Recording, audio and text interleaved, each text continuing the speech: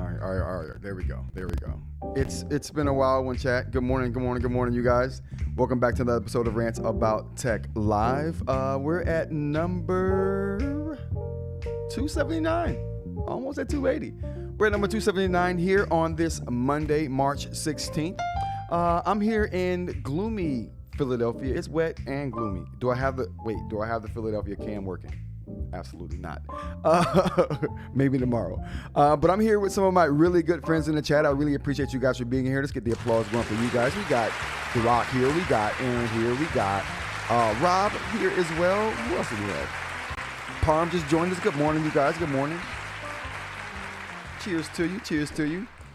We got a few things to talk about here today, but firstly, I'm going to just let you guys know I'm doing some different things with the show today. Are we good to go? Then I'm doing some different things with the show today. We're going to shake up the order a little bit because I've realized I complain about the lack of really good tech shows, like daily tech shows on the net. I'm one of my favorite has gone downhill. I still listen from time to time, but not like I used to. But I'm like, you know what? A lot of people come here and at the top of the show and they expect to hear some tech news because it's called Rants About Tech and it's a daily live stream. And I'm like, you know what? Maybe I should go ahead and get to the tech news right off the top, right out of the way, so those guys can get the tech news and then get on with their day. And then those of us that come here for the randomness, then you stick around. You're here for the randomness, and we'll get to it. But first up, let's go ahead and get to the tech news for the day, shall we?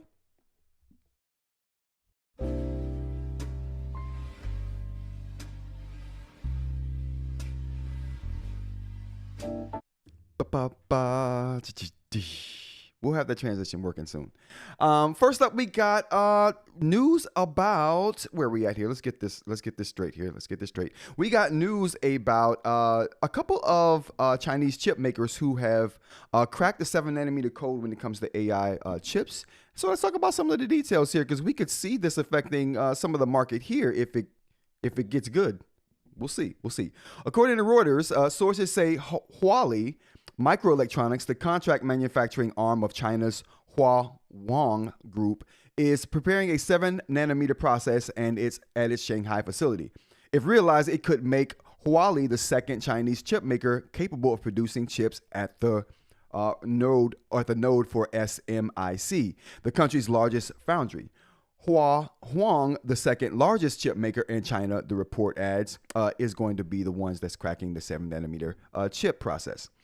Sources cited by Reuters say development for the 7nm process began last year at Huawei's Huang Fab 6, supported by domestic equipment suppliers, including Huawei and Huawei-backed Sai carrier. The company is targeting an initial production capacity of several thousand wafers per month by the end of 2026, which plans to scale further over time. Meanwhile, Chinese GPU designer Byron is using Huawei's 7nm line for tap-out, sources cited by Reuters say. Tap-out is the stage at which the chip design is finalized and sent from fabrication to prototype prior to mass production. So again, if this gets good, we can see it affecting chip markets over here, and it's just good to keep an eye on what the world is doing, especially when it comes to AI chips, because it's moving. That bubble is growing. It's global. Next thing we got up here is going to be a little bit of information about Samsung's Galaxy Watch Ultra 2.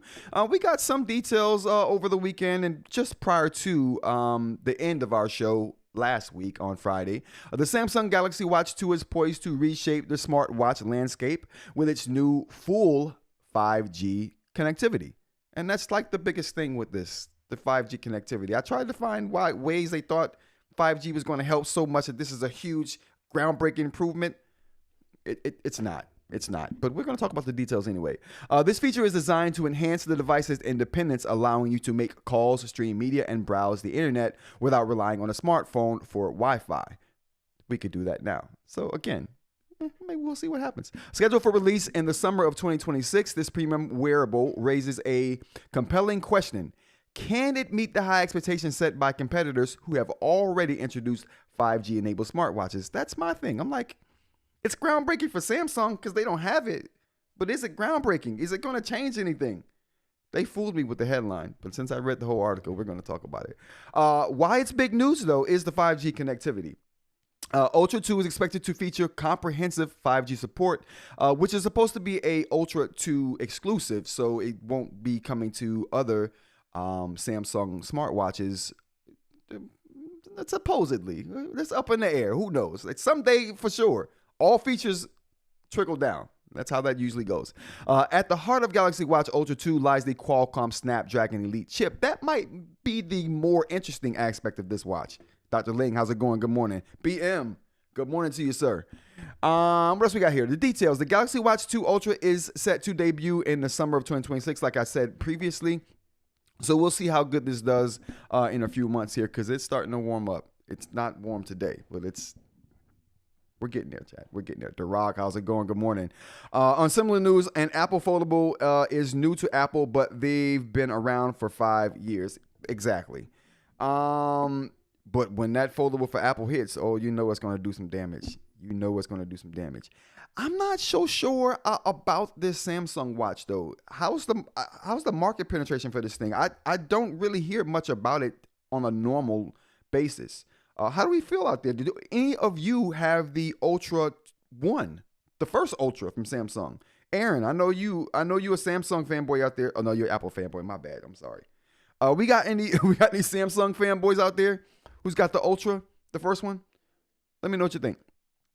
What else we got next up here? The next story we got up on tap for tech news is going to be about Amazon Prime Video. Now, I talk about Amazon Prime Video on here a little bit. My disdain for the service. My disdain for the service that forces me to watch ads, but I'm paying for the service. Like that was supposed to be the trade-off, Amazon. I pay you, you don't show me ads.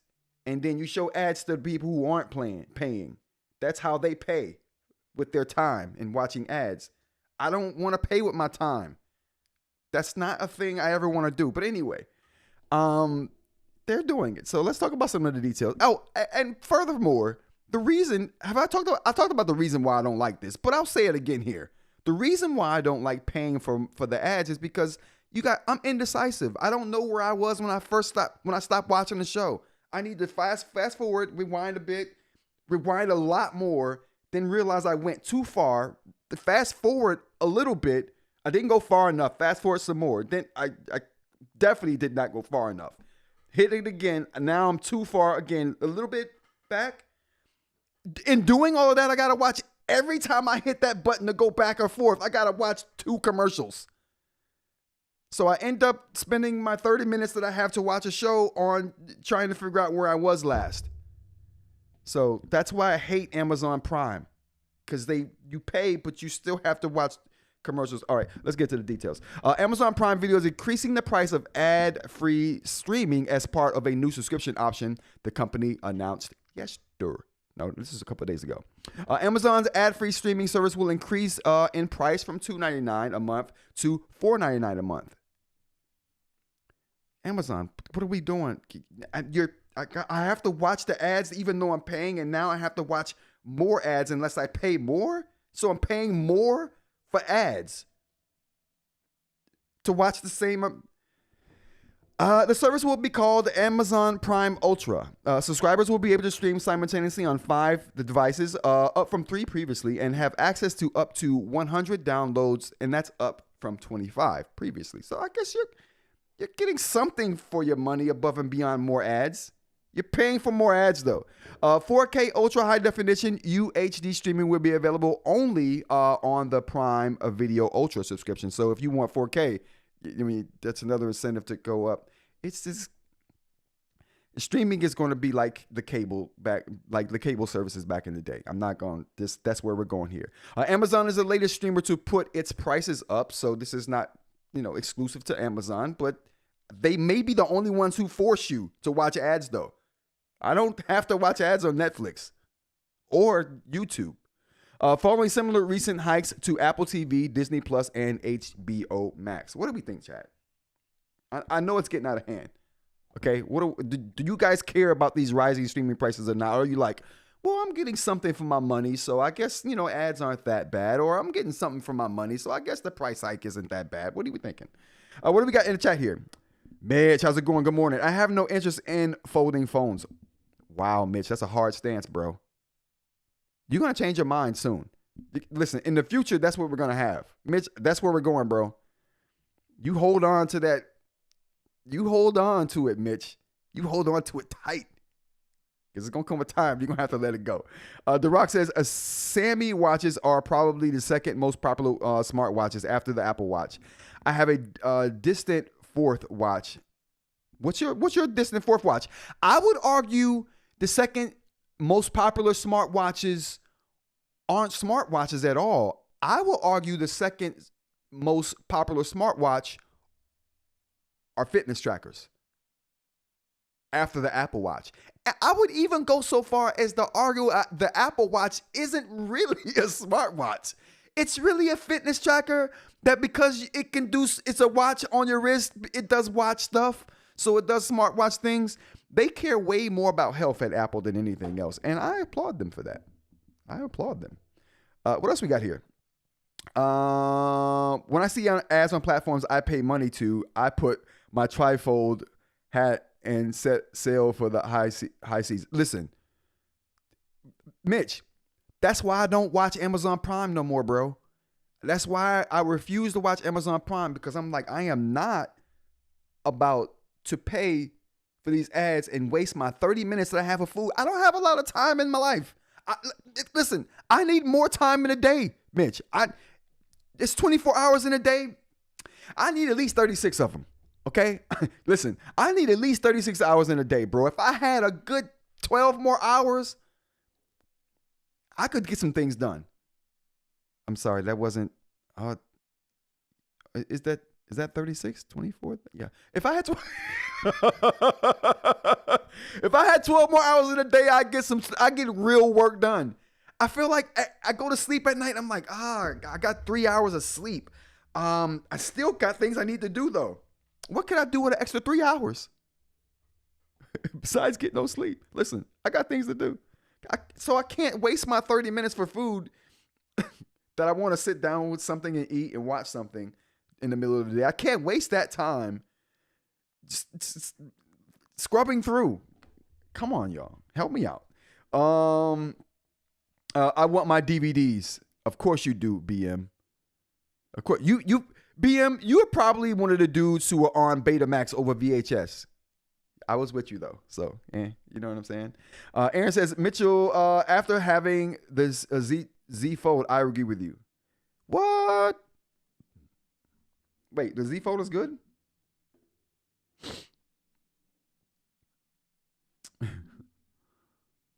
Apple Watch is more like an iPhone extension with some health stuff built in, says Dr. Ling.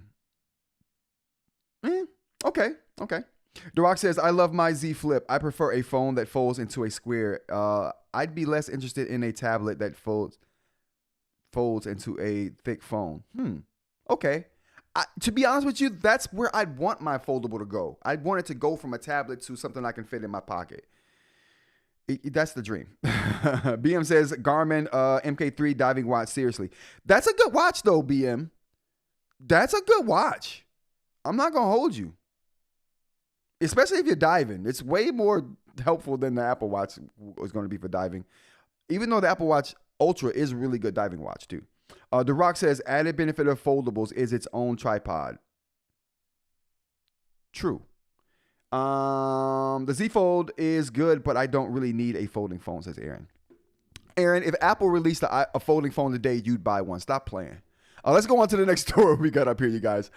We got agent computers being talked about. Now, I knew this was coming. I could have predicted this a little bit. I could have predicted this being a thing because I saw where the market was going with agents.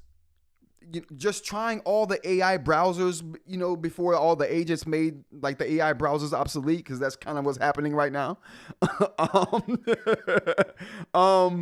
Because you can get agent extensions now for whatever browser you know what I'm saying, so it doesn't even matter. But I do think that this is a really good direction that we're going to talk about here, and the direction I kind of saw coming with all of the AI agents that were being brought out and all the extensions that are being added. I'm like, someone's just going to go ahead and make an agent computer. I mean, I know a few of us here in the Discord. If you don't know, we got an invite to the Discord, Rants About Tech, down in the description of this video. And join us. But the point is, there's been a few conversations in the Discord about people running AI models natively on Mac machines, or they're trying to get to that point, right? So, yeah. So someone is just building architecture around that kind of workflow, I think was just the next evolution of this. So let's go ahead and talk about what we got here. Oh snap! I think I missed a story though. We're gonna get to it after this. AMD's agent computers. So AMD sees an emerging class of PCs using that are running AI models locally on powerful AI optimized machines. A new category poised to compete with NVIDIA's DGX Spark. What do we have here? Powerful agents need powerful compute, and that's what AMD does. They need a new class of machine, the company wrote in a blog post. A personal computer runs your apps. An agent computer runs your agents so you can run the apps, so they can run the apps for you. And that is the shift, claims AMD. The blog post envisions a near future which people run agents locally to help them complete a wide range of tasks throughout the day, acting as a dutiful assistant. Now, I know people who do that already. So like I said, again, this is just the natural progression of that kind of workflow. Not every AI workload belongs on a hyper-scaled AI center, AMD adds, alluring to online services such as ChatGPT or Google's Gemini. People and businesses want control over their data. Affordable AI can use their everyday data without limits and the confidence that their AI works for them. That makes local privacy-centric people always on agentic, privacy-centric people. This is going to appeal to those kind of users, and the always on agentic compute, real and growing need for consumers, creators, developers.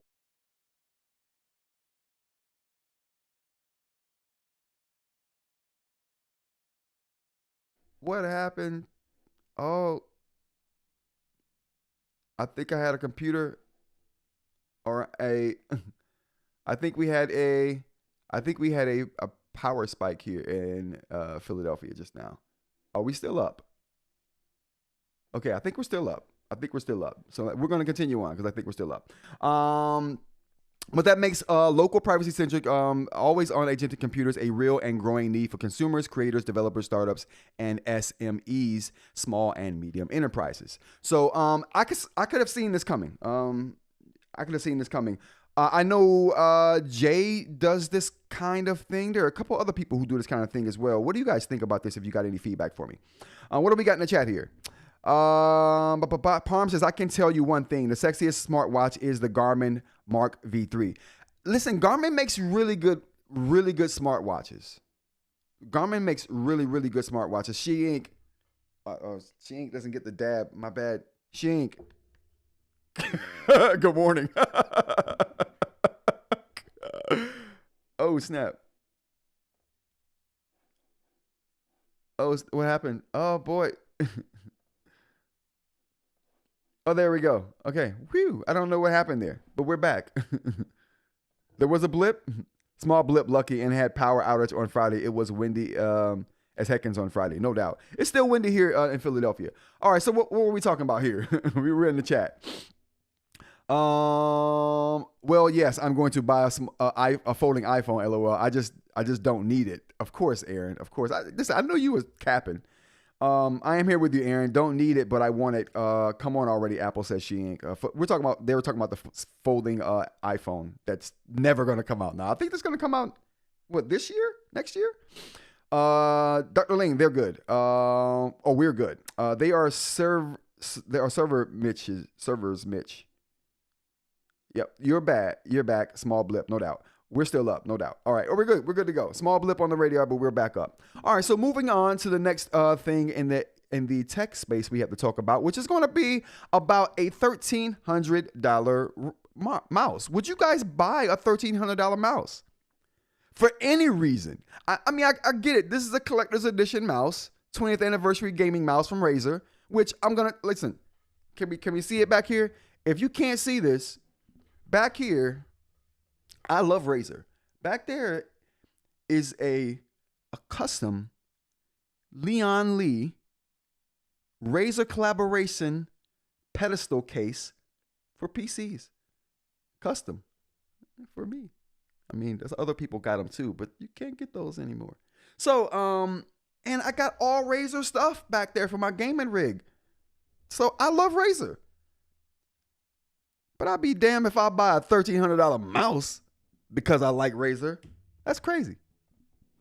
But that don't mean you guys wouldn't. How do we feel out there? Would you buy a $1,300 mouse? I know we're not really big gamers out here like that. I mean, I used to be a big PC gamer, and I still PC game, but I'm not nearly as big as I used to be. Your boy would spend 8 to 10 hours sometimes gaming. And that's 4 times a week. You know what I'm saying? That was a job. Only if somehow it makes at least $1,301. No, actually, it's over $1,300. Really, it's you know how the gaming elites are with their 1337s. You know what I'm saying? You know how the gamer elites are? They gotta be elite with the 13. You gotta be 1337. So of course it's not $1,300. It's $1,300 and $1,377. You know what I mean? Hold on, can we? Yeah. No, I'm sorry. I said 1,377. I meant 1337. So they gotta be elite over there. With when you're a gamer, you gotta be elite. So it's gotta be 1337, and it's not 1,300. It's $1,337. So you know how gamers do. Stop it. Hell nah. The nah to the nah.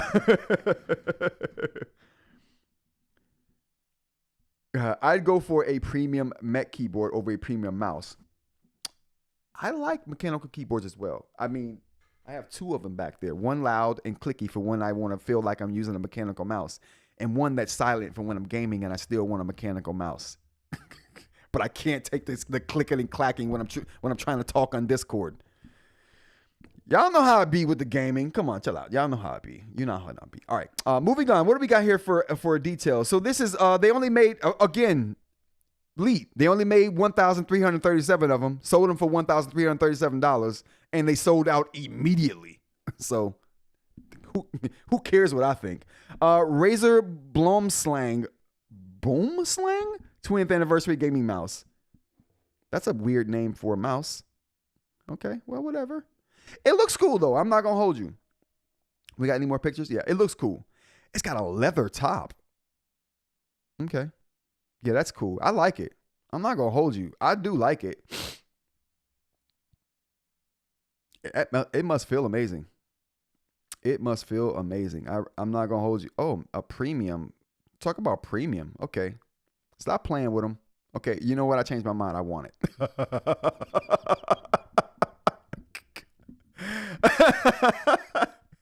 I changed my mind. I want it. It's the perfect addition to my pedestal case over there. It's the perfect addition. Okay. You can see the insides, okay? It's the perfect addition. Can we bring up the link?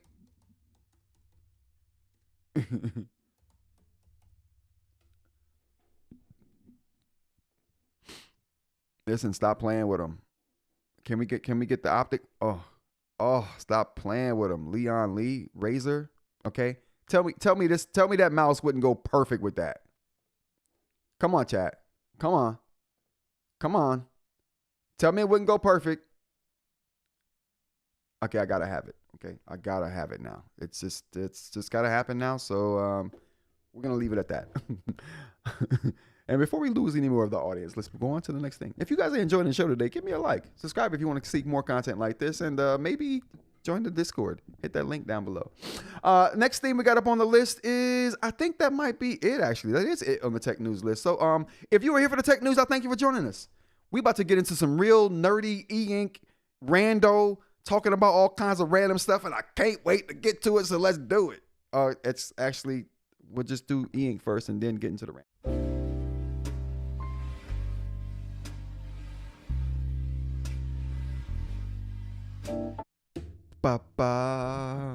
Welcome to the second half of the show. Welcome to all my eInk nerds out there. I really appreciate you. Fellow eInk nerd here. Doesn't even have ergonomics. Dr. Ling. How dare you? How dare you talk about my favorite mouse in the whole world? I love that mouse. You leave that mouse alone, Dr. Ling. You leave that mouse alone. All right. Let's talk about some eInk news, and then we'll get into some rando stuff here before we get out of here. Actually, we're gonna talk about rando stuff first. Okay, this is the second half of the show. I gotta get a new transition thing. I gotta get a new one. What do we got here for rando news? First of all, for rando news, since we got the tech news out of the way, that didn't take too long. That took 30 minutes. Jesus Christ. I gotta get better at running through the tech news so I can get those tech news people in and out of here real quick. We hit up to 20 when it first got here. If I could get the tech news out of the way, those 20 people will get the news they need and be on their way. Never mind me sweating. I'm a sweaty person sometimes. All right, moving on. Tech prices, am I right? I said tech prices. Gas prices, am I right? Hopefully the gas prices come down soon. I know it's affecting everyone across the globe. So hopefully they come down pretty soon. Talk 2.0.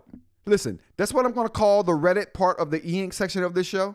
I'm going to call that Talk 2.0. You know why? Can anyone guess why? Can anyone guess why I'm going to call that section where someone's talking about Reddit posts, answering posts live like they would?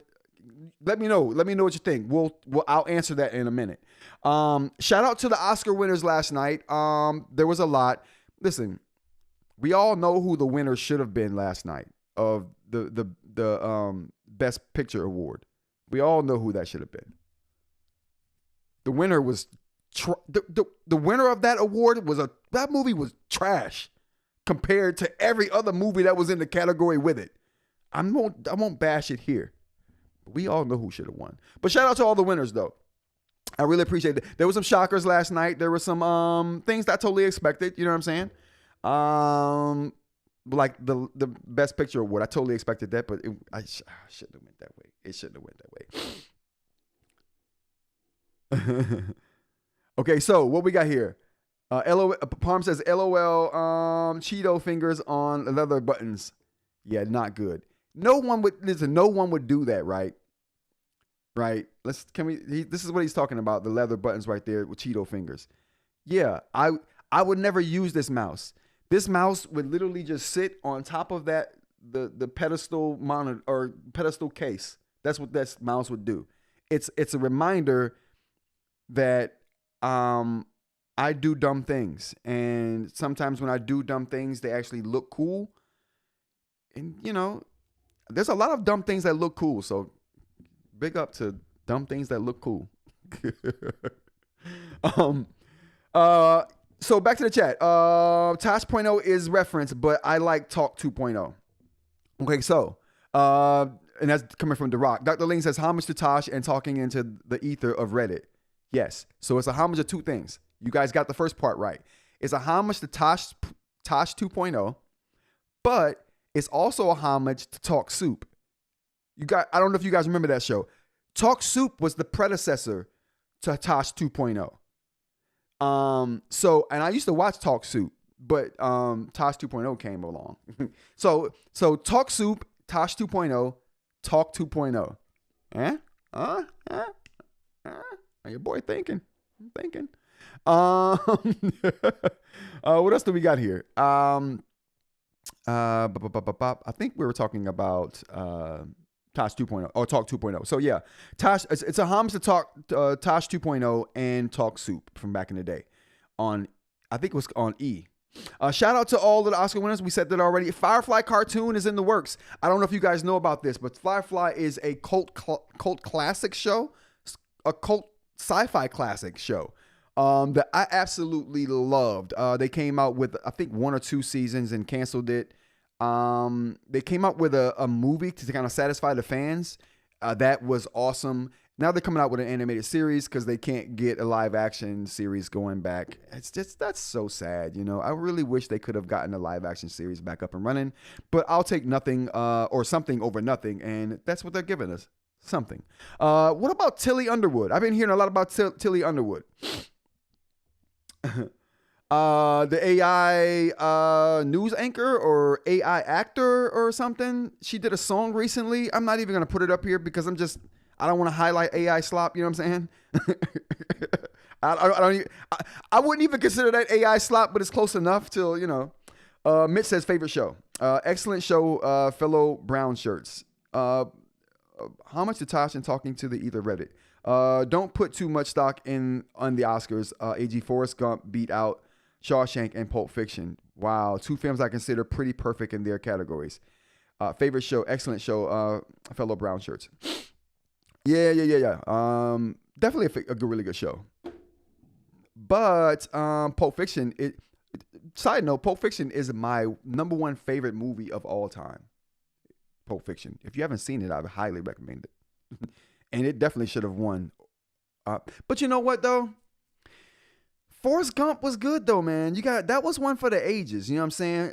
Pulp Fiction, you're not watching that with your kids. If you do, you hardcore as crap. Shawshank, again, another movie you're probably not going to sit down and watch with your kids. Or, you know, certain people you just won't sit down and watch that with. Now, Forrest Gump though, you sit down with anybody watch Forrest Gump. So it's sketchy. But Forrest Gump ain't even on my favorite movie list at all. So and Shawshank and Pulp Fiction is. So I guess, you know, take that with a grain of salt. Take that with a grain of salt. Okay, moving on. Holidays for today. Let's get to the holidays. It's Black Press Day. And we'll move on. Multiple Personality Day. We'll move on. National Cheese Doodle Day. I guess in that front, I'll say, since it is National Cheese Doodle Day, don't buy this mouse today. Oh boy, where is it? Today would not be a good day to buy this mouse if you're going to be indulging in the cheese doodle. Wait till after the cheese doodle holiday and then go buy your mouse. So there you go. That's my 2 cents right there. All right, now to the eInk news. But before we do that, what we got? Interstellar is good. Interstellar is a good movie. Did the dude who did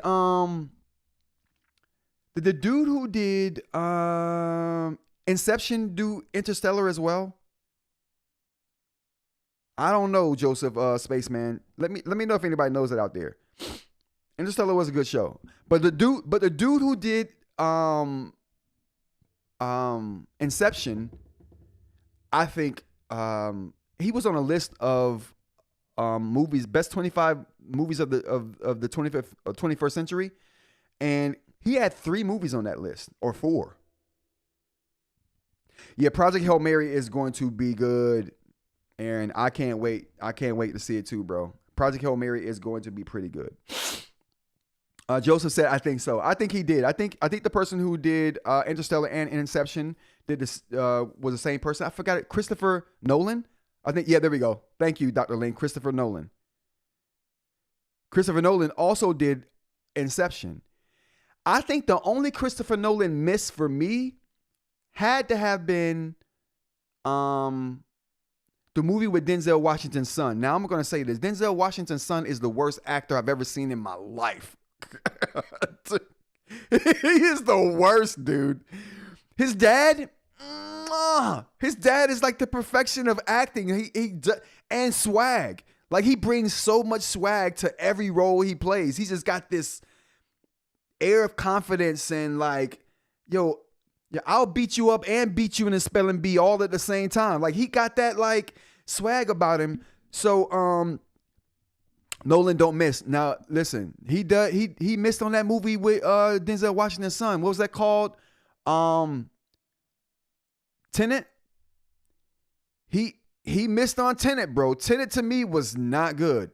And it's not because I didn't understand the back and forth nature of this. Like I said, Pulp Fiction is my favorite movie, which it invented the back and forth storytelling style, essentially. So Tenet was garbage, man. And the reason Tenet was garbage to me, it wasn't the story, it wasn't the directing, It wasn't the sound. It wasn't the editing. It was Denzel Washington's son. He's just a sleeper, dude. He bores me to sleep. He looks awkward doing acting. He looks awkward acting, period, right? But he looks even more awkward when he's doing action roles because he's so like robotic. He's like, do you want me to jump off the building? Here I go. Dude, he's so robotic. He looks so awkward doing action like moves. Anything with him moving his body.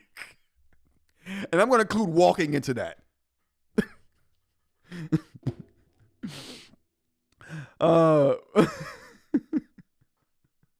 Keep it in kick A is going to do a temporal pincer on you. Yeah. He was good in Baller, said Aaron. I haven't seen Ballers. I'm going to check that out. He was terrible in Tenet. Maybe he just doesn't do action roles good. Because anytime he was expected to move his body in any kind of action way, it was... Oppenheimer didn't blow up. Oppenheimer was good. You know what? I'm sorry. I'm lying. Oppenheimer I didn't think was good either. I thought the Barbie movie was way better than the Oppenheimer movie. If you went to go see Barbenheimer, if you watched Barbie first, you could have stopped there and been good. Oppenheimer to me wasn't good. It just wasn't. I had no idea what was going on. Yeah. Tenet was complicated to follow, but I followed it, and it wasn't the complexity of the story that threw me off. It was Denzel Washington's son acting. I'm telling you right now. I've watched that a couple times because I wanted to like it because Nolan's my guy. No. Tenet was awesome, says The Rock. I'd argue more interesting thematically than Interstellar, and I'm a space nerd. Really? The Rock? What does that say about you, bro?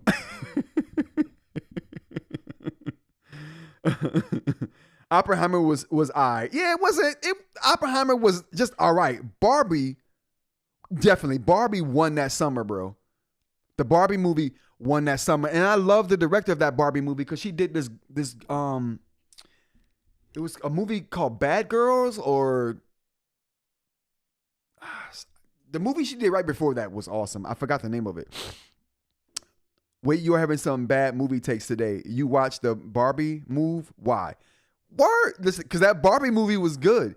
I watched the Barbie movie initially because, like I said, the director of the Barbie movie made a movie right before that I absolutely loved and I thought was really good. So I'm like, oh, she's back and doing something more mainstream. Let me see, because I'm like, I wanted to see what she does with a budget, and she did well. That was a good movie. The premise was good. The acting was good. It was satirish, funny. It was everything I expected from her, done at the level I expected her to do it with the budget she had. Have you seen Bullet Train? Haven't seen Bullet Train, Joseph. Bullet Train. I'm going to have to check that out. I'm going to check that title out. Wait, wait, you're having some bad movie takes. Also, all Wes Anderson movies are 10 out of 10. I don't know. I have to look into that. Nolan usually don't miss, though. Hot take. Watched both Oppenheimer and Barbie on international plane and didn't like either. Whoa. Op was Oscar bait, and Barbie, while influential, was a quippy for me. I guess it's all how you went into it. Like, right, if I had seen Barbie not having any backstory on the director, right, and the kind of culture that was being built around the making of that movie, if I had no knowledge of that, I would 100% agree with you on that, Rock. 100% agree with you on that. But I came into it with a lot of background built around it already, so that made a huge difference for me. But nothing was going to help Oppenheimer. Nothing was going to help. It's the way it was told. It was told in this weird, I want the camera right up into people's faces, all awkward. And it was about somebody like being quizzed about what they did. It felt like it just was the storytelling was done very weirdly. I can agree that The Rock, neither of those were phenomenal. All right, so moving on from the movie, those movie takes we got there. What else we got here in the random stuff? I think that was all of the random takes we had here. Yeah, that was all of the random takes we had there. All right, moving on to the eInk stuff, which we're just getting to now. The first thing we're going to talk about is the Bigme B251 color eInk monitor review. Now, this is being reviewed by some like pretty, I guess, CNET's a big outlet to me, right? It's pretty mainstream, right? So I figured we'd take a look at it and see what the specs were like, see what they thought about it, and see what we as a whole think about just eInk monitors in general. All right, so let's get into some of the details here. So we got the Bigme B251, world's first all-in-one PC and monitor with eInk color display. $1,500 is the asking price here, which I think is pretty expensive for eInk display, unless you're doing refresh rates like Motos is doing. You know what I'm saying? You got Motos level refresh rates, and we could talk. You know what I'm saying? 25.3 inch Kaleido display, which I was wondering what technology was powering this, and it is Kaleido 3. We got a 3K panel here. X rapid refresh tech. I'm not sure how good that is, but I wouldn't mind checking that out. Adjust image quality. Wireless connection, which I'm thinking is the way that it connects to the device. And I'm not sure if it has a wireless modem in it or not. Adjustable warm, cold front light. So we kind of expect that with Kaleido 3 displays. Multiple expansion ports with HDMI and Type-C inputs. That's kind of cool. It has speakers, which the article that we're going to talk about here in a second kind of talks crap about. But yeah, I wouldn't be expecting much from an eInk display in the speaker department. This ain't Apple, bro. This ain't Apple. All right, so those are some of the kind of finer details about this display. And it's awesome. It's interesting to look at the marketing material behind some of these things and to see how they relate to actually real world use material, like how the person who's using it, how they see it, which we're going to see here in a second. Nothing like the marketing. Eye friendly. Okay. Energy efficient. I would agree with that too. Vibrant colors. Now, one of my gripes about eInk displays when you're making a monitor is the fact that eInk needs light, right? And more so when you're talking about color monitors. But it's the angle, right, at which you have to sit these things at. So let's get some. Should we use? I think we'll use the Remarkable Paper Pro. Oh boy, I think we should. I think we'll use the Remarkable Paper Pro here and kind of illustrate this. We won't use the Remarkable Paper Pro. Okay, we're going to have to go with the Note Air 5C because it's actually powered. So we'll go with the Note Air 5C to kind of illustrate my point here that I'm going to make. This is my problem with eInk monitors and how they're built here. I think if you're going to make an eInk monitor, you have to do it a certain way. And this is what I say to the eInk monitor makers out there. Are any of you monitor makers listening right now? Because we're about to get into it. I'm about to give you my professional consulting. Listen, I won't even charge you for this. Typically, I charge companies for this kind of consulting. I'm going to get this to you for free, okay? I'm going to get this to you for free out there. So let's check this out. Can we get a nice clear? Which one should we be using today? Which one? Oh boy. Don't judge me. Don't judge me. Okay, so which one should we be using today? Both of these have crystal nibs in there, by the way. If you don't know, there we go. If you don't know, crystal nibs is where it's at. You listen, this is, oh, there we go. Oh boy, whoa, we still going? Yeah, you can see it now. Okay, so crystal nibs in both of these. Which one should we use? We'll go with the Kindle Color Soft pen with the crystal nib. Well, we'll do that. We'll go to the notes here. We'll go to, can I go to my recents to kind of see what I was, there we go. I was trying to do some sketching on pixel sizes here. Never mind this.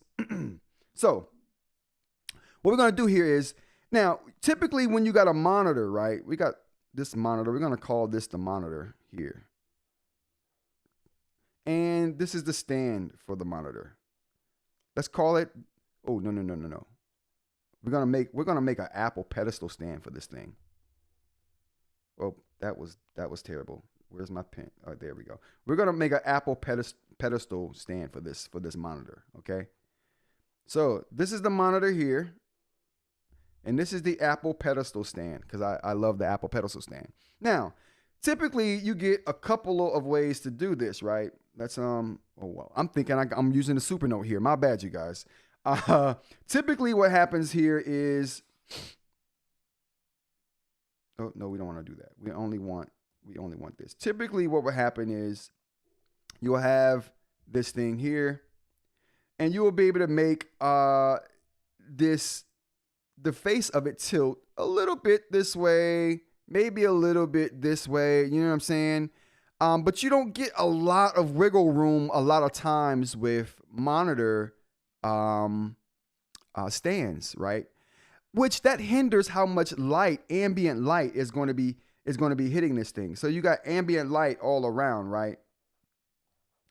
And all the ambient light, you're only going to get the ambient light on a monitor display from this angle right here, right? You're only going to get it from there, and maybe there, right? And maybe you got some from right there too. That's going to be the extent of your ambient light for a monitor. So the Remarkable is dead, LOL. Listen, Aaron, I won't even hold you. I don't use the Remarkable Paper Pro like that. That's why I'm going to sell it. I'm not going to hold you. If the screen wasn't yellow, maybe I'd, feel different. Okay, moving on. So the ambient light has a hard time getting to a monitor because of that problem. Now, when you talk about a tablet, okay, tablets usually sit about like this, right? About at this, you know what, screw that. A tablet would normally sit, bang. Okay. A tablet would normally sit like this, right? That's how a tablet would typically sit. You can sit a tablet all the way like this. You can sit a tablet like that at that angle right there. This right here, you can get a lot of different angles with a tablet, but the point is, let's say you're sitting your tablet like this at this angle. All right, you got your cover there, and it's holding your tablet at that angle.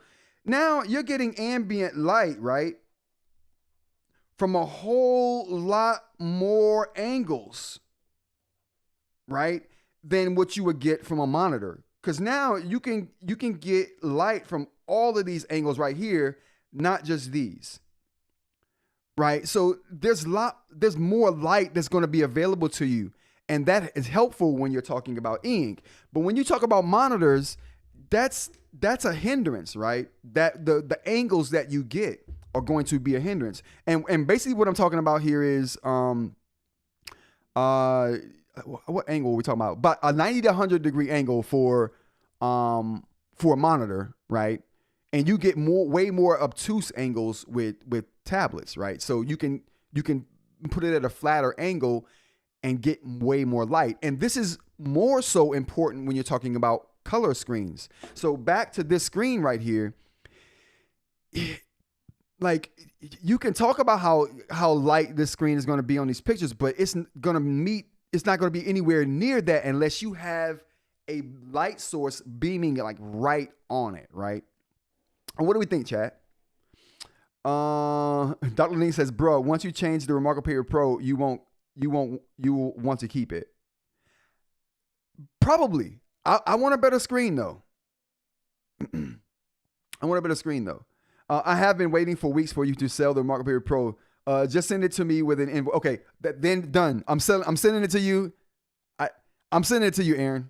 We'll talk about price later. It'll be a price you won't be able to refuse. You need an eInk desk. I definitely need an eInk desk. I do. I tried to make my crafts desk over here an eInk desk at one point, and then I realized I'm too messy for my crafts desk to be my eInk desk. So, I'm kind of stuck. It is not front tilt. Is it not front tilt? I don't think so. I don't think this monitor is, it's like, it will, okay, so what would have to happen is, now let's talk about what would have to happen here is. What would have to happen for a monitor, an eInk monitor to become useful, in my opinion, would be something like this. What would have to happen is you would have to have a system with a mechanism and a hinge. And what we're going to do is we're going to take this. Oh, yeah, good, perfect. We're going to make a hinge here. Perfect. I love this. I love this aspect of eInk, the way it handles things like this. Anyway, and a lot of programs do, but I just like it in eInk. So anyway, what would have to happen for this to be good, it would have to be a 2-hinge system so you can do something like this to it. You'd have to be able to, can I rotate? There we go. You have to be able to rotate it like this on one hinge, right? Then you'd have to rotate it again on this axis right here. So let's go ahead and get it down here, right? And then we're going to rotate this again. It would have to be something that would be allowed to do something like that, where it could now get more light when you need it, right? If you're in an environment that doesn't allow you that much light, right? This is going to give you way more range of ambient light. So it would have to be a solution like this for it to be viable for me. That kind of solution for an eInk monitor would make it viable for me, because when I don't have a lot of ambient light, I can still use it, albeit in a way that I would not normally want to in a keyboard mouse situation. I can bring it in, flop it down. You know what I'm saying? There are a few situations like that. Microsoft made a monitor like that not too long ago that did that. One of their Surface monitors, well, a huge one too. Damn, think about it. I actually want that now. The remarkable disrespect using the Paper Pro to prop the notebook 5C upon. Oh, that's funny. What does Mitch say? Oh, that. But like the whole Surface. LOL. Yeah. Mm-hmm.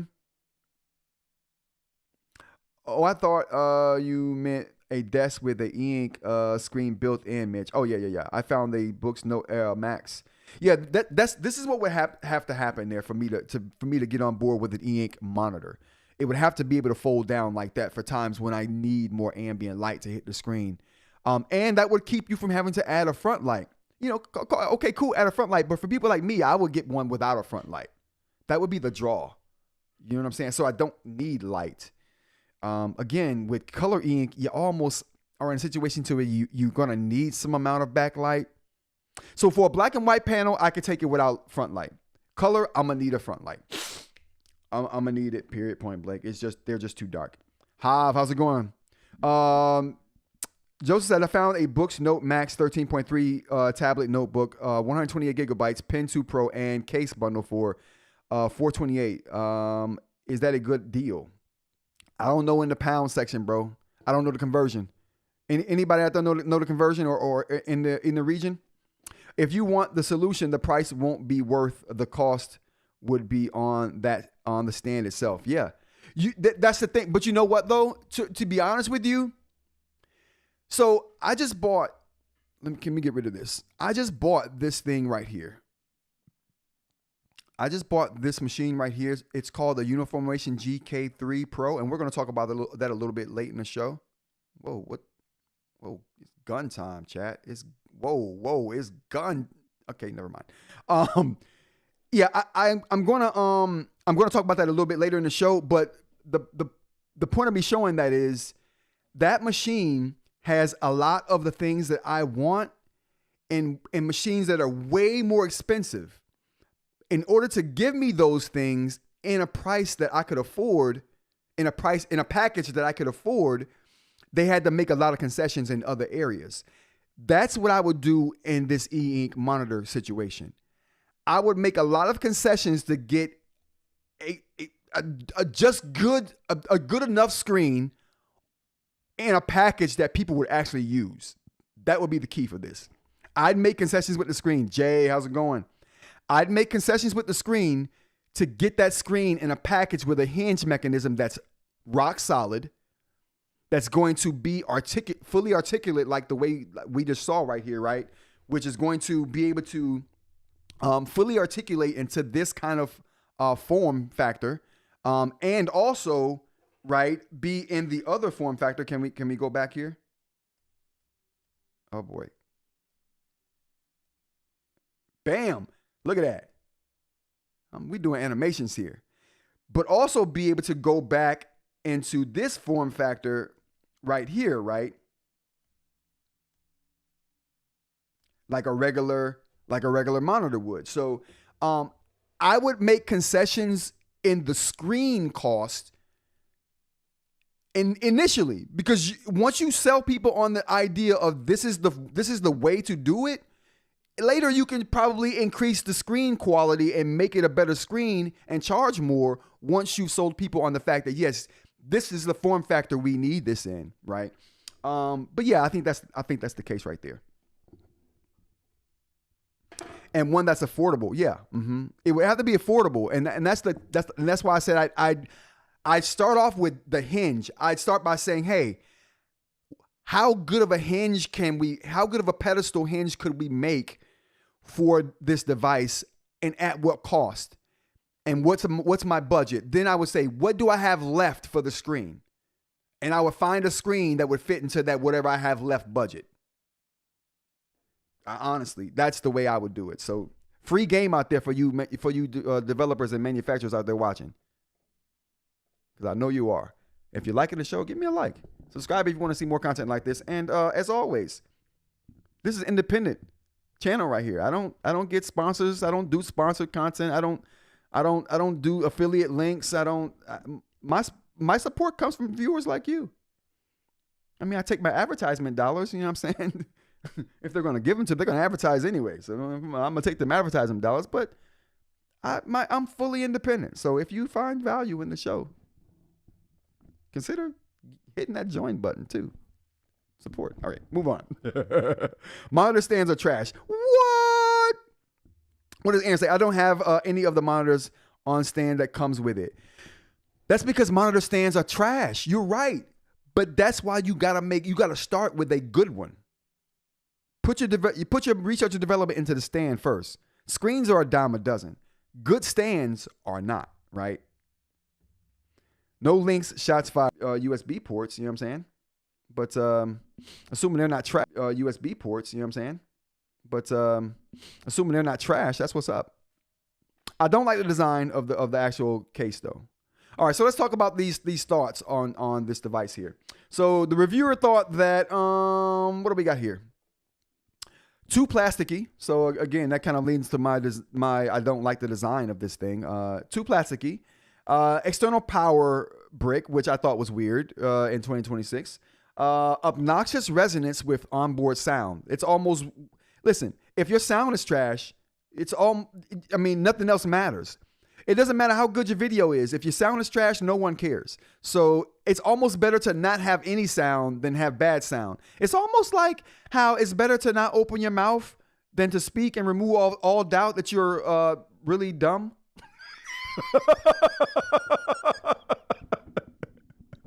I don't know why I find saying the word dumb funny, but it is. Okay, moving on.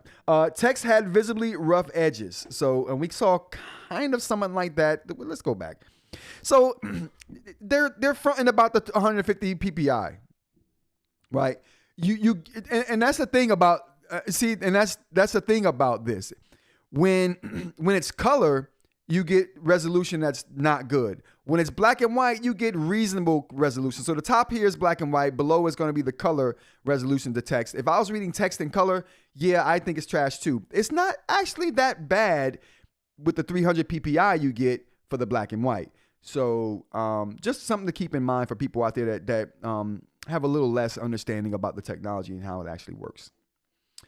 All right, and that's going to be the end of that story right there. What do we got in the chat here? I am NPC. Just like no Wi-Fi is better than bad Wi-Fi. Yeah, I will listen.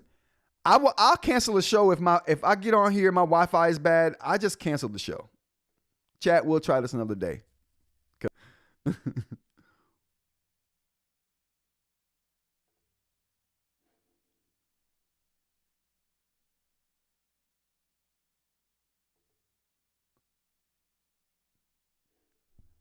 Okay. Oh boy. All right, so that was it.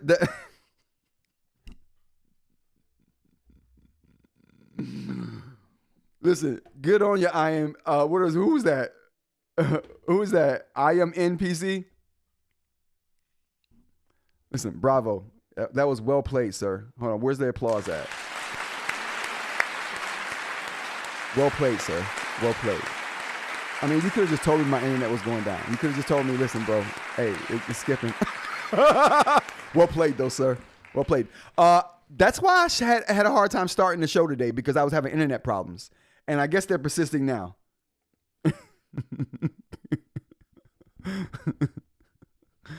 My bad. So we lost about 7 people. Okay, my bad. My bad, you guys. My bad. Well played, dude. Well played, sir. It's remarkable messing with your live show today because of your last rant. Yeah, listen. I did not make friends at Remarkable with three of my live shows last week. I didn't make any friends at Remarkable at all. All right, so moving on. What else we got here?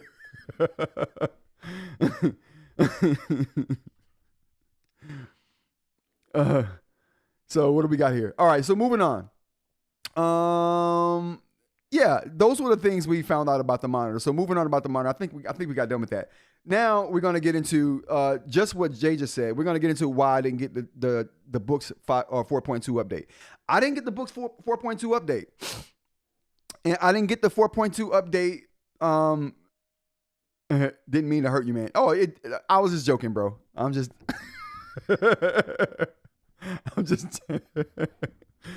joking. I hurt myself in that for not realizing that the internet was having a problem.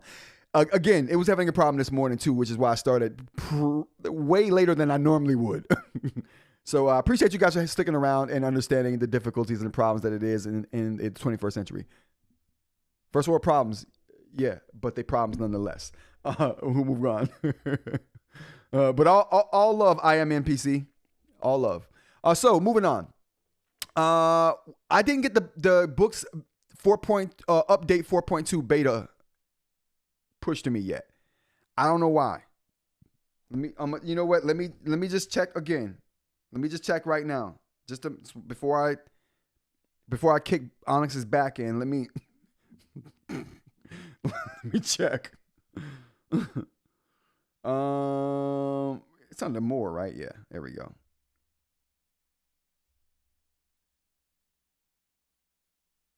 Oh. Yep, I'm already on the latest firmware, it says. So I haven't got pushed the update yet. So I'm looking forward to testing that update. You guys know that I'm really big on Onyx's latest updates.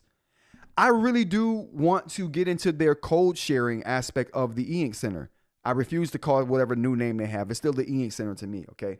The eInk Center, I want to get in and make my own codes for the eInk Center and kind of do a video on showing people how that works. Because I think that might be the most exciting update in eInk. Screw eInk, okay? This might be the most exciting update. I'm just going to say it. In computing. That's not hardware. This might be the most exciting software update in computing that's not AI related. I'm being dead serious. Like, this is not an exaggeration for me. Like, the ability to generate a code that houses all of your settings parameters. Shraggy? What? Like, that has huge implications way outside of the eInk space. Like, come on. Like, seriously. So what do we got here? Who did you make mad at Onyx? I don't know. Listen, I make everybody mad. Like I say all the time, I just speak my opinion and my truth, and I let the chips fall where they may. We got 18 people though. Every time the show starts to and goes late morning, people show up. No doubt. Are you sure you are using the 5C? Yeah, it's a 5C because my 4C isn't even charged up, and it's on the whiteboard over here, magnetically attached like it should be. Nice and snug over there. Are you sure you are using the? Oh yeah, they look the same. Yeah, Jay. I think the folks don't really mind going over 1 hour. Some prefer it. I didn't realize that. I know live streams typically go along, but is it definitely signed up for the betas? Remember, it's machine specific, not by account. Yeah, I'm definitely signed up. Yep, I'm definitely signed up for the beta. Did you get it, Jay? So Jay is talking like he got it already. Listen, how many? All right, let me do a poll. It's time for a poll, chat. It's time for a poll. Y'all ready? We haven't done a poll in a while.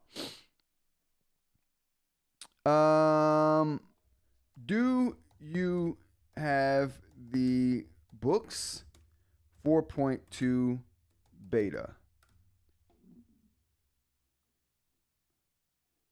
Yes, no. Start poll. All right. You guys let me know how many people we got in here. So we got 21 people in here right now. 23 people in here right now. You guys let me know if you have the Boox 4.2 beta on your Note Air 5C. Holla at me. Let me know. If more people have it than not, I'm going to be pretty upset. I'm not going to hold you, chat. It's a conspiracy. They don't want me to make my Inkwell Cold video. I want to make the video, Onyx. Let me make it. You need my help to push it. This is groundbreaking technology, Onyx. Send me the beta. You send it. I want it right now. Let me check it. Let me check again. See if anyone from Onyx is watching. And they pushed it to me real quick. Let me see. Absolutely not. All right, so we got 6 votes. 67% says yeah or no. 30. Okay. You know what? Let me back off Onyx. Let me back off and apologize. My bad. It seems as though most of my viewers don't have it yet. So I don't feel bad. But for the rest of you, who y'all know at Onyx that y'all got the update already? What are y'all doing? Oh, bro, my girl works for Onyx.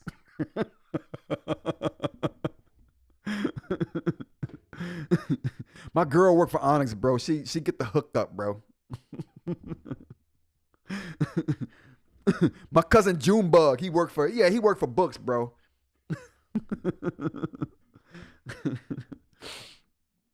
Actually, you can request it via Facebook. Yeah, but if they know who I am, they won't send it. I gotta do it anonymously. Anon. You know what I mean? You gotta be anon about this when you're a YouTuber these days who doesn't have associated ties with companies. Yeah, he can't stop with 25 people. No doubt. Actually, you can request it via Facebook. Well, it said no, but then I don't have a 5C. Aaron, are you trying to sabotage? Aaron, you're trying to sabotage my vote. All right, so we got 8 votes now. 62% says no. 38% says yes. So, all right, so that's what it seems like. It seems like most people don't have it, and I'm okay with that. Can there be a time zone difference? I don't think so. There probably is. Yeah, but I think this is more they're just randomly pushing the update out to people. Oh, wait, y'all didn't see this? Didn't see what? Didn't see what, Jay? Come on. Don't hold us. All right, so moving on. So I know I didn't get the Onyx Boox update for the Note Air 5C, the 4.2 beta. I haven't gotten it yet. I wanted to work with it over the weekend to come back here on Monday to tell you guys all about it. I didn't get it, so I can't do that. And listen, stay tuned for the channel. I haven't been this excited to make a video about eInk in a long time, and I'm going to make that video as soon as the update gets pushed to me. Get subscribed if you want to see an explanation of how the code works for the new Inkwell settings for your eInk device. If you want explanation of how it works, if you want an explanation of how you can use it, if you want me to throw some codes out there to help people with their settings, that's going to be doable. So get subscribed so you don't miss that video. As soon as they push the update to me, I'm making that video. I'm not going to sleep until that video gets made, because I think that code generation system that they're talking about, if it works like they say it works like they say it does, it's going to be one of the most influential pieces of software in computing, not just eInk. I mean, shareable settings with a code? Come on, stop playing with them. Stop playing with them. Wait, no Supernote roadmap talk? Yeah. Jay furiously typing URL link. Yeah. All right, moving on. So we got eight votes. Yeah, it seems like most people don't have it, so I'm not gonna be concerned. All right, let's get to the Talk 2.0 version of the show, where we talk about Reddit and Reddit eInk stuff, and see if we can help some people out there on Reddit. And if you don't know, I got to get me a Talk 2.0 sign up here. We'll get one, chat. We'll get one. But first up on that Talk 2.0 segment is going to be looking for beta testers for Onyx Boox handwriting first keyboard. So let's take a look at this right here. What do we got, guy? What do we got? Impress me, okay? Impress me, dude. Oh, can I? There we go. Oh, we might need headphones for this. Some of these videos have, some of them have sound. Okay, let's check that out one more time here. We're going to check that out one more time, chat. Give me 1 second.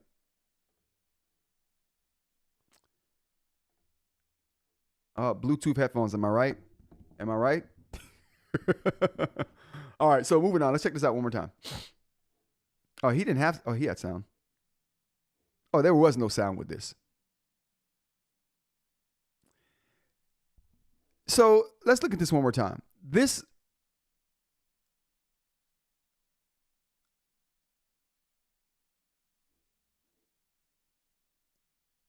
I don't know what he did. Did he turn it into tags? Is that what he did? Coming up the attention on this post, I figured I'd build a keyboard app for the Onyx devices with stylus that lets you handwrite without breaking your flow, then recognize your handwriting when you finish. Surrounding text with a hashtag or wiki link, screenshot to capture a specific folder in Obsidian, audio recording to file in Obsidian for IE interviews or lectures, local only for all these features. Been daily driving it all week and haven't gone back to the stock keyboard or Gboard. Interested in 6 to 8 more testers, so please comment to send or then send me DM. Thank you for considering. Bro, holla at me. I want to try this. Who is this? Smirty, holla at me, bro. I want to try this. If anybody knows Smirty, send him my way. Send Smirty my way, please. I want to try this. All right, so moving on. I do think this is interesting. Now, firstly, this reminds me of how the Newton message pad used to handle handwriting and editing your handwriting. It was very much like this. I would be willing to bet that Smirty had a message pad 2100 back in the day. Smirty, holla at me. Somebody know Smirty? Tell him to holla at me. All right, moving on. Moving on to the next thing we got up here is going to be Mid-City notebook holder for Manta. Now, you guys know I like Manta third-party accessories, so shout out to all the third-party accessory makers out there, all the creators out there who are making, and makers out there making stuff. Yeah, this looks interesting. I just think they bought a case and put the Manta in there. It's not really meant for the Manta, but still interesting. We can disable the physical. Can we disable the physical AI button? No. May I paper ready? Reader is pretty cool, almost perfect. Button placement throws me off a little, and somehow and how easy it is to press them accidentally. I'll agree to that. I got the V reader here too, and that's one of my gripes about it is the buttons are too easily accidentally pressed. Although anyone know how to fully disable the physical AI button on the side of the device? I keep pressing it on accident and it's annoying. LOL, everyone seems to hate this button. Yes. If you don't want the key mapper running consistently in the background, I don't think you even need it. I think if you just do this, make sure you use AI before going to this location. Okay, that was dumb. Thanks, man. You literally solved it. I don't think other people know about this. Okay, maybe I should go read this again. I called it dumb. And then someone was like, oh, this is perfect. This is just what I needed. Okay, let's go over it. If you don't want key mapper running constantly in the background, I don't think you even need it. I think if you just do this, make sure you use AI before going to this location. So it has run in the background recently. Settings, general, advanced settings, apps, AI. Now scroll down to display over other apps and toggle it off. That when you hit the button by accident, the app won't display over what you're doing. I accidentally deleted Keymapper and noticed that when I hit the button, AI didn't pop up. That's interesting. We're dropping again. Don't do this to me. Google. All right. So anyway, yeah, that was interesting. So yeah, very good fix there for this problem. If you guys want to know there, we got that on Reddit. So that's cool. That's cool. So that's helping people. That's helping people. Are we still? Let's see if we still are here. Oh, we are. We're still good. We're still golden. Okay. Moving on to the next thing we got up on the Talk.0 segment is the Durable Chrono is literally a Boox. LOL. I don't know about that, but I like the pin placement on this case. I really do. I'm not gonna hold you guys. I'm designing a case for the Boox Palma 2 Pro, and my solution for the pen is very similar to this, but this has a drawback that I won't point out right here because I don't want anybody stealing my idea. But it has one drawback. This idea here that I solved with my solution. So my design is still good. My design is still good. Although I do like this design. Very intuitive, very nice, very sleek. Moving on, we got a product roadmap. I own a DC-1 and I love the screen. First of all, you guys, so we know, if I'm doing DC-1 content, I'm trolling, okay? Period, point blank. I got no love for the DC-1. It's a useless device in my opinion. It's a Frankenstein of devices. I don't even like the story Frankenstein. I don't even like Guillermo del Toro's adaptation of Frankenstein. I don't even like that. I don't like nothing Frankenstein related. I don't like the Bride of Frankenstein. I don't like nothing. So the DC-1 is the Frankenstein of e-paper in my opinion, and it's an abomination that should be put down. But we're gonna read this anyway. I own a DC-1 and love the screen. I've told others about it, especially if they mention a history of headaches or if they're a fan of the outdoors. Then why aren't you suggesting eInk? Like, you're missing out. Like, you're wasting your time with this DC-1. But where are we headed? I know Daylight is a small team, but it would be wonderful to see and respond to a product roadmap. Are there new features and functionalities on the way? Hell no. Are there new products with similar and or updated screen tech on the way? Absolutely not. I want to champion this company. Why? You're clearly not that smart. Truly, please give me something to look forward to and share with others. All right, let me just, bro, if you got to plead to a company to give you something to be excited about, then you should probably jump ship. It's the company's job to make sure their customers have something to be excited about. It ain't your job to query them to be excited. I get it. You're a DC-1 fan, boy or girl, person. I get it. I understand. I totally get it. But just, you're hurting yourself and everyone around you. I've donated at least 2 minutes of my live stream to this nonsense. So do everyone a favor. Throw your DC-1 in the garbage. Because that's where it belongs. It's trash. And then after you do that, go and look up like the Onyx Boox Go 10.3. If you're like, I want the best, it's the best ink has to offer. Now, the Go 10.3 is not the best. It's the GOAT. It's the greatest of all time. It's like what you would get if you don't know what to get. And then it's like the gateway to other devices that you may or may not want, that you want to talk crap about, like the DC-1. You will inevitably get to the point where you're going to come back full circle and you're going to then talk trash about the DC-1, just like I'm doing right now. And then you'll see what I'm talking about. Hit the like if you're liking the show so far. Subscribe if you want to see more. And we have a Discord. You hit that invite. And then join. Support the show. All right, moving on. Viwoods versus Remarkable Pro Move. I'm quite fond of the Viwoods devices, especially the Reader C. What the hell is that? Does anyone have any thoughts on them compared to the Remarkable Pro Move? If you scroll through the sub, I think someone posted about switching from Remarkable to Viwoods a couple of days ago. Well, I'll give you my 2 cents. Viwoods versus Remarkable Pro Move. Firstly, are you saying Viwoods, the tablet, versus the Remarkable Pro Move, the tablet? Or are you saying Viwoods, the e-reader, versus the Remarkable Pro? I'm confused. I'm assuming you mean the tablet. Now, why would you be comparing a full size to a mid-size? It's better to compare the Viwoods to the Remarkable Pro, not the Move, in my opinion. Chat, let me know. Actually, let's get to the chat real quick. I've been going off right now on this Reddit, and I haven't even hit the chat. Okay, what? Apparently, Onyx has written this app for Android, iOS for notes, and I just didn't tell anyone. Oh boy, what? We're gonna take a look at this in a second. We're gonna take a look at that in a second. 28 people, by the way, no doubt. Oh yeah, I've been talking to this dude. He was the first author on the Boox Obsidian thing I was talking about on Discord. Good. Whatever you find out about Obsidian and linking it to Onyx, I'm with that, bro. I need a reason to use Obsidian. And right now, with my workflow, I don't have a reason to. You can turn off the AI button. Okay, thanks, Hav. We got to that. I talked big crap about that. I'm just getting to the chat, you guys. That's not a pin, sadly.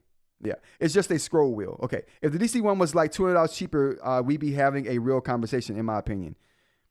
They'll never do it. They'll never do it. DC equal daylight cult. You right, Dr. Ling. That's exactly what it means. Is it just me or is audio out of sync with video? Okay, yeah, Rod has badly dubbed Kung Fu movie thing happening right now. Oh boy. Chat, we'll fix it tomorrow. Everything got desynced because of the internet issues I was having earlier. So things got a little bit desynced. We also have 2 more votes. So now it's 70-30. It's 70-30 on who has the 4.2 beta update from Boox and who doesn't. So 70% of people don't have it. 30% of people do. So I don't feel bad about that. Thanks, you guys. I really do thank you guys for the poll. We're going to go ahead and end that poll right there. Thank you guys. I really do appreciate that. So those poll. See, now I wish I didn't end the poll because now that poll thing's going to stay down there. Oh, no, it's not. No, it's not. Okay. It's working fine now. Good. All right. Yeah, my internet is doing crazy stuff today. So I appreciate you guys for rocking with me. All right. Viwoods Mini is sort of comparable. Oh, yeah. You're right, Jay. My bad. I forgot about the Viwoods Mini. So the Viwoods versus Remarkable Move, it does make that's a better comparison. I can talk about that. Very good. Thank you. You would have to compare the Move to the AI Paper Mini, says Aaron. Yep, you and Jay are absolutely right there. My bad, you guys. Obsidian is really useful with AI for note management, brain dumps, and linking between them. I think so too, John Doe. I agree with that, which is why I want to use Obsidian. I just need a way to use Obsidian in my eInk related workflow. Jay has promised me that he's found the solution. Don't let me down, Jay. Don't let me down. Okay, moving on. Let's get back to this story here. So yeah, I can compare the Viwoods Mini to the Remarkable Pro Move. What would you guys? I say, listen, the Move beats all others in my opinion, just because that screen is so nice. Like the screen brightness is nice. It's got color. It's small. The flashing bothers me less because it's a smaller screen, although it's still there. I'd still take the Remarkable Paper Pro Move over the ViWoods Mini, in my opinion. What do you guys think in the chat? How you guys feel about that? What else we got here? Moving on, we got Boox Go 10.3 ghosting and notes is pretty annoying. No full refresh after page turn or erasing. If you don't have full refresh, then you just don't know how to do it, bro. Learn your device, and how dare you? How dare you throw shade at the Go 10.3? Don't you know that's the GOAT? It's the GOAT.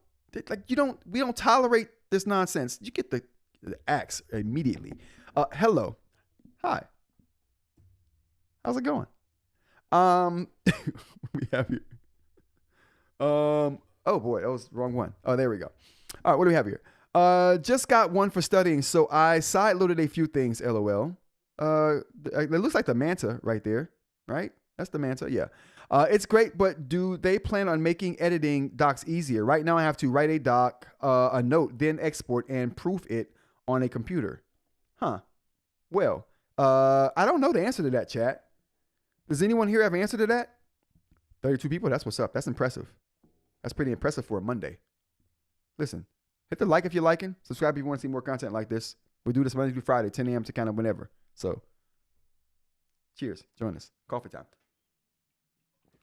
And if you want to support the channel, hit that join button. We do independent everything here, so I don't take I don't do sponsored videos. I don't do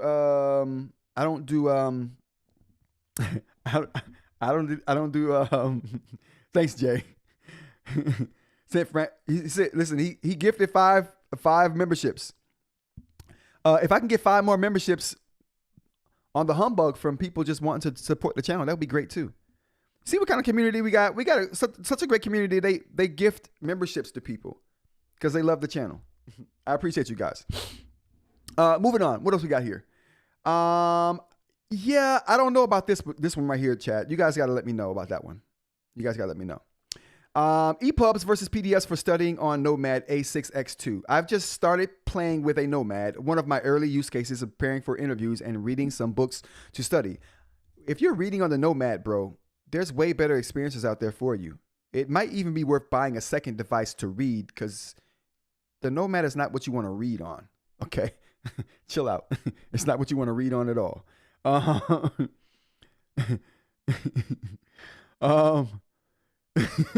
We'll move on. Boox Palmer 2 Pro case. Again, you guys know I like Boox Palmer 2 Pro cases. I try to highlight them when I can. Steal some ideas if I can. Listen, if you don't know, good artist copy, great artist steal. I'll take a design decision if it's good. This is interesting. It's not as interesting as some of the others we've highlighted on the show here for last week, but it's the most interesting we've seen this week. How about that? And then there was 2. Listen, chat, what the hell?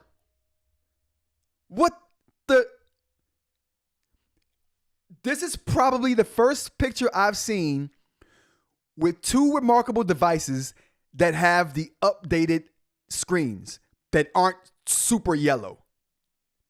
Am I wrong? We do this Reddit stuff all the time. I highlight remarkable tablets all the time, but I've never seen a set. And that's why I want to sell mine. That's why I'm selling mine. That's why I'm sending it to Aaron. I'm not even selling it. I'm just sending it to Aaron. Like, just pay me what you think it's worth when you get it, Aaron. Just. I want 2 with matching screens that are good. So you guys let me know. I don't recall ever seeing that. These look perfect, which is why I wanted to highlight this. These look absolutely perfect. Jay says both of those look yellow to me. Jay, what the hell? What the hell, Jay? Oh, the Supernote Hive will come for you. I'm a part of the Supernote Hive. I come for myself. Pause.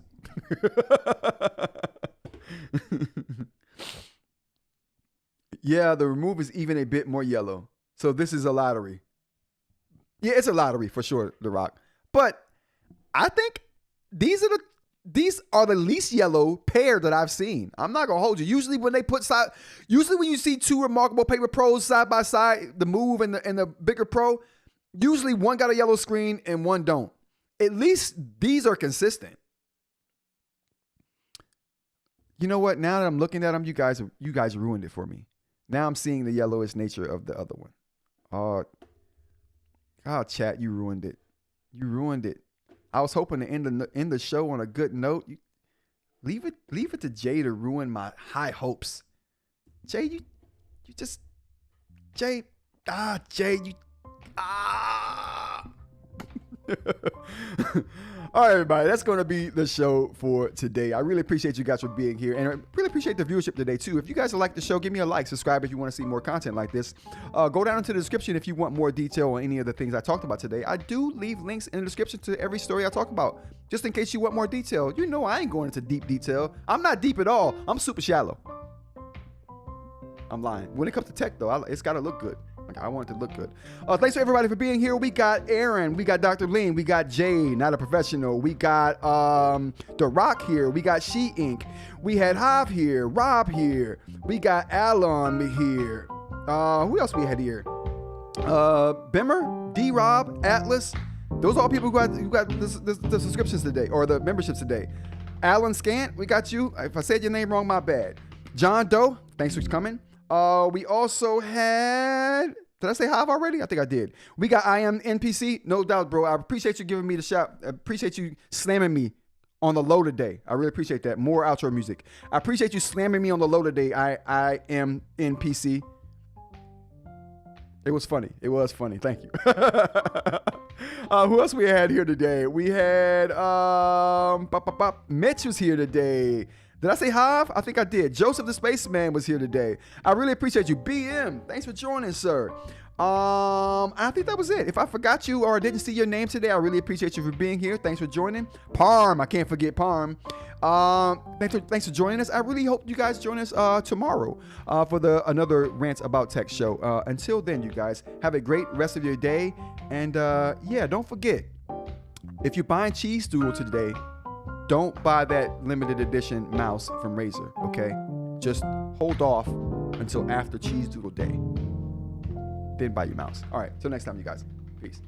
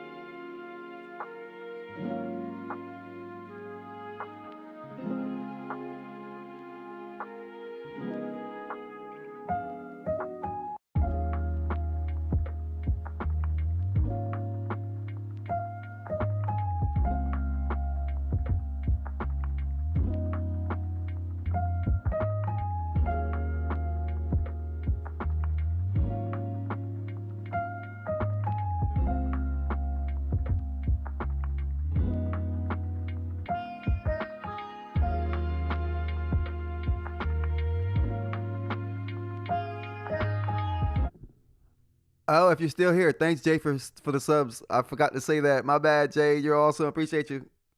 All right, we out.